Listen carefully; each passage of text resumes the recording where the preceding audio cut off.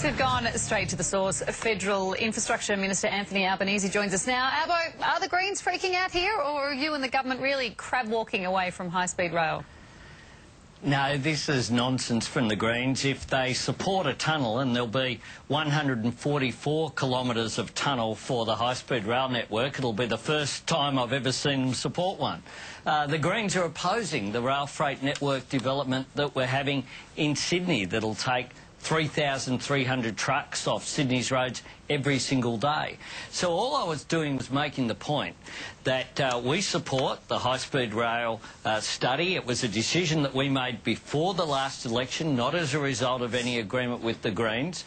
But the people have got to actually have a look at the reality, which is any infrastructure development brings with it some negative consequences, and the history, I'm afraid, is that often it's people in the environmental movement who object, and 350 k's an hour, you can't go around every yellow-bellied frog. It is going to have to go in a straight line, and I'm just saying that people, when they see the report, will need to have a good community debate about it. I'm a supporter of high-speed rail. That's why we're doing it.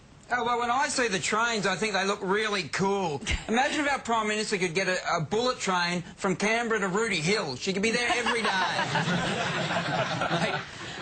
I'll give you a big scoop. Rooty Hill's not on the network that's envisaged in the draft. That's been done. But she will be able to get one from Melbourne to Sydney, and they are very cool. It's a great way to travel, much more relaxing than struggling through cabs and airports.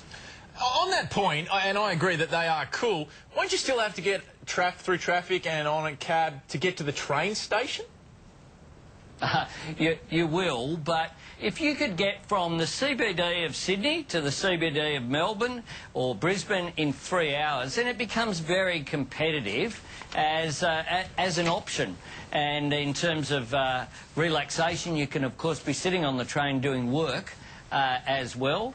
And it has been successful overseas. There's a big difference also, though, with China and these countries. You might have noticed there's a few more people in the same space that exists on the east coast of Australia, and that's why the challenge is very much harder than it is in China or in Europe. But this is about development, isn't it? It's not just about capital cities. If you link up other regional centres, they themselves become major cities, and before you know it, we are nation building, and we can compete with countries like China and the United States.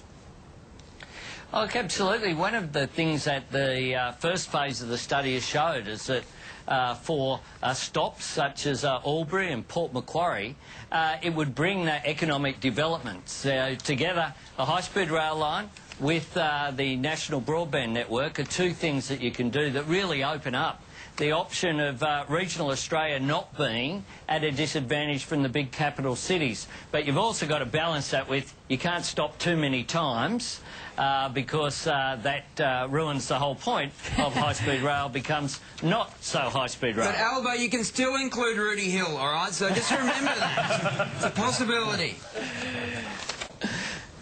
Not good. Response at all. Fair enough. It's possible. Fair enough, Albo. Fair enough. Thanks for joining us tonight, Anthony. Appreciate your time. Good to be with you.